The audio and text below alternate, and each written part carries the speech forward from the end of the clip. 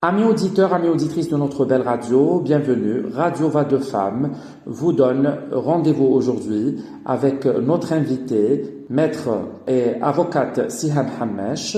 Bonjour maître, marhaba bik. Bonjour à nos amis auditeurs. Chers auditrices, chers auditeurs de notre belle radio, je vous rappelle que ce programme est diffusé dans le cadre du projet Ismaïlaha qui a pour but de sensibiliser les citoyennes et les citoyens aux questions liées aux violences faites aux filles et femmes migrantes. Vous êtes avec Areski en présence de maître Siham Hammesh. Bienvenue parmi nous, maître, une deuxième fois. Merci.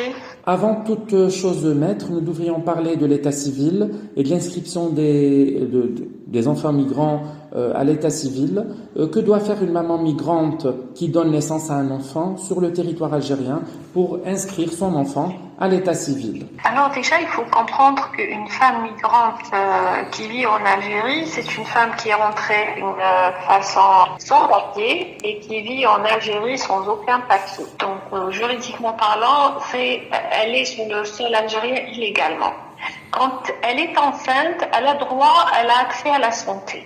Elle est admise dans un hôpital pour accoucher. Au moment où l'enfant est né, le problème se pose, le fait qu'elle n'a pas des papiers. Comment l'inscrire à l'état civil? Quand une femme a des papiers, elle peut aller inscrire son enfant dans un délai de 20 jours au niveau de l'état civil. Là, c'est pas le cas. Parce que non seulement qu'elle l'inscrit à la mairie, elle l'inscrit au niveau du consulat de son pays.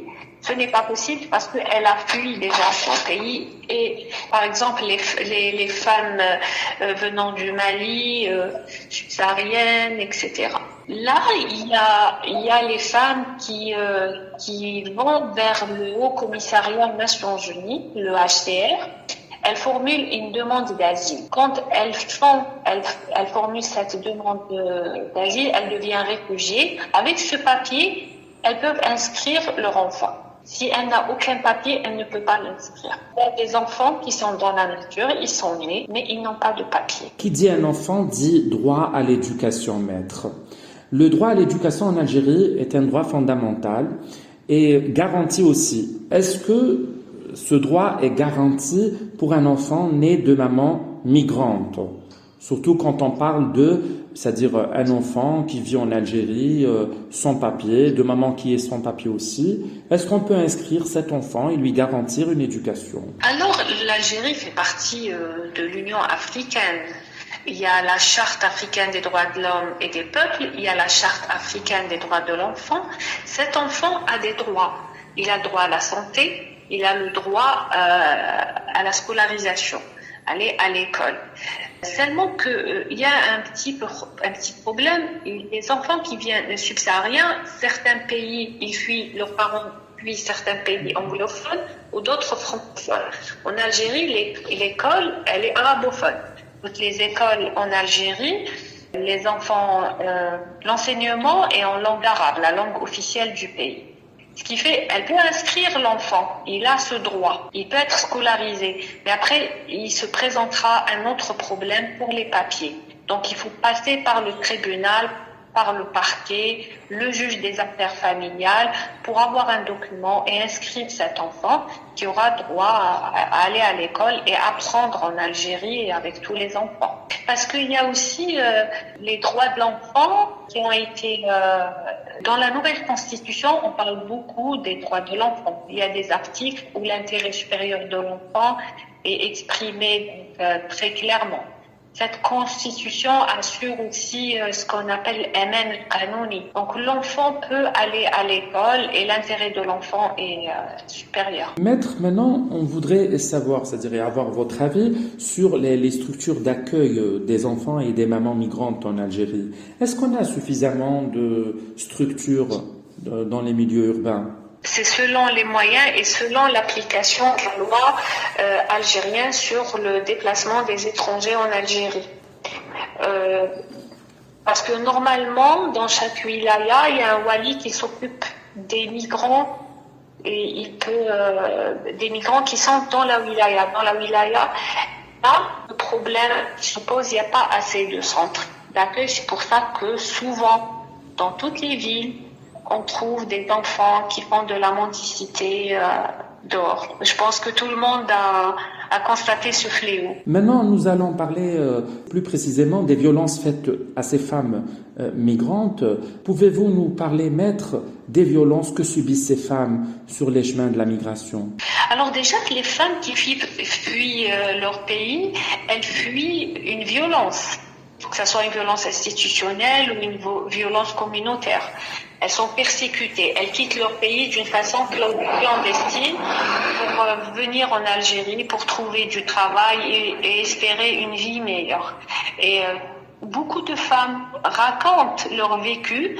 Elles sont victimes d'exploitation. Ils leur prennent leur argent. Elles sont souvent violées, elles sont souvent exploitées pour faire le ménage, elles sont souvent exploitées aussi pour faire la mendicité. Donc, elles sont battues. Souvent, ils leur donnent pas à manger. Donc, les gens qui font venir et faire passer les gens d'une façon illégale en Algérie, les clandestins, subissent beaucoup de violences. Surtout les femmes, elles sont victimes de beaucoup de violences sexuelles. Avant d'arriver à Alger ou dans les grandes villes, donc les milieux urbains. Alors, nous avons vu, maître, les formes de violence, les raisons de la migration, qui sont des raisons économiques, des raisons sécuritaires, parce qu'il y a des fois les guerres et tout, pour plusieurs raisons. Maintenant, on voudrait bien savoir, quand la femme migrante ou la maman aussi migrante, quand elle arrive ici en Algérie, une fois en Algérie sur le sol algérien, quels sont les défis des mamans migrantes à leur arrivée en Algérie? Déjà, elle arrive en Algérie, il n'y a pas de guerre. C'est la paix. Oui, c'est la paix. Déjà, oui, c'est très important pour les femmes qui fuient leur pays parce que les pays sont en état de guerre. C'est très important. Elle arrive dans un pays où il y a la paix. Donc, c'est un premier point positif. Elle arrive dans un pays où il y a beaucoup de solidarité. La société algérienne offre, donc les individus offrent beaucoup d'aide, ce qu'on appelle sadaqat, l'aumône. Ils donnent aux enfants à manger, ils leur donnent des vieux vêtements pour qu'ils s'habillent surtout en hiver. Donc, il y a cette solidarité, ils bénéficient de ça. Troisième des choses, elle peut avoir accès à la santé. Donc, beaucoup de femmes qui sont venues des pays des subsahariennes et pendant le chemin, elles ont été violées, elles ont eu le HIV. En arrivant en Algérie, elles ont pu se traiter, aller aux hôpitaux et se traiter. Des femmes, quand vous l'avez cité tout au début de l'émission, elles viennent enceintes, elles arrivent enceintes dans les milieux urbains, elles arrivent à aller à l'hôpital pour accoucher et leurs enfants donc bénéficient des vaccins et d'une prise en charge selon les moyens qu'il y a en Algérie. Donc ça, c'est des points positifs. C'est important physiquement, moralement pour ces femmes-là. Mais après aussi, très souvent, ça répond pas à leurs attentes. Parce qu'elles n'arrivent pas à trouver du travail. La vie, elle est un peu aussi difficile. Il y a un racisme à l'égard des gens de couleur. Il y a aussi une exploitation. La plupart, elles font du ménage. Et il y a le grand problème où elles n'arrivent pas à avoir un statut de réfugié, donc elles n'ont pas de papier. Tout ça, c'est des problèmes qui viennent après leur arrivée dans les grandes villes en Algérie. Maître, ces femmes-là, elles sont, c'est-à-dire victimes, elles sont victimes d'exploitation, elles sont victimes de violence. Est-ce que ces femmes-là peuvent déposer plainte au niveau des tribunaux c'est-à-dire des commissariats aussi? Oui, bien sûr. Tout, dans la loi pénale algérienne, tout acte délictuel puni par la loi algérienne, quand il est exercé ici en Algérie, la victime peut aller déposer plainte, a le droit de déposer plainte et de demander les indemnités. Le problème qui se pose, les femmes ont peur d'aller déposer plainte parce qu'elles ont peur de retourner à la frontière pour rentrer chez elles. Parce qu'au moment où elle dépose plainte, on lui demande des papiers. Elle n'a pas de papiers. Elle est migrante. Après, portée dans des centres pour les faire retourner dans leur pays. Donc, elle préfère se taire parce qu'elle ne veut pas retourner dans son pays. Elle n'a pas fait tout ce chemin pour retourner dans son pays. Maître, est-ce que vous, en tant qu'avocate, vous avez déjà reçu des plaintes comme ça de femmes migrantes qui sont victimes c'est-à-dire de ces pratiques de violence ou d'exploitation? De violence, oui, mais au moment où je leur explique ce qu'il y a dans la loi, qu'elles sont victimes et elles peuvent déposer plainte, parce que la loi punit l'exploitation et la violence en Algérie, il y a la loi pénale, elles ont toujours cette peur d'aller vers le commissariat de police pour qu'elles ne retournent pas dans le pays dont elle a fui la violence. C'est ça le problème toujours qui se pose. Parce que quand une femme, elle est battue, insultée, elle peut déposer. Rien n'interdit dans la loi algérienne qu'une femme migrante ne peut pas déposer plainte. Loin de là. La loi, elle existe. Mais la peur de ne pas avoir des papiers. C'est ça le problème qui se pose. Donc après, on prendra en considération la plainte, mais aussi elle sera interpellée d'être rentrée en Algérie d'une façon illégale et qu'elle se déplace en Algérie sans papier. Maître, pour finir, quel est votre message à ces femmes migrantes violentées et victimes de violences? En tant qu'avocate, bien sûr. Moi, je dis à ces femmes-là, il faut toujours aller vers des associations qui s'occupent des femmes migrantes, presque pour une aide psychologique en premier lieu et une orientation juridique. C'est très important. Il ne faut pas rester seule.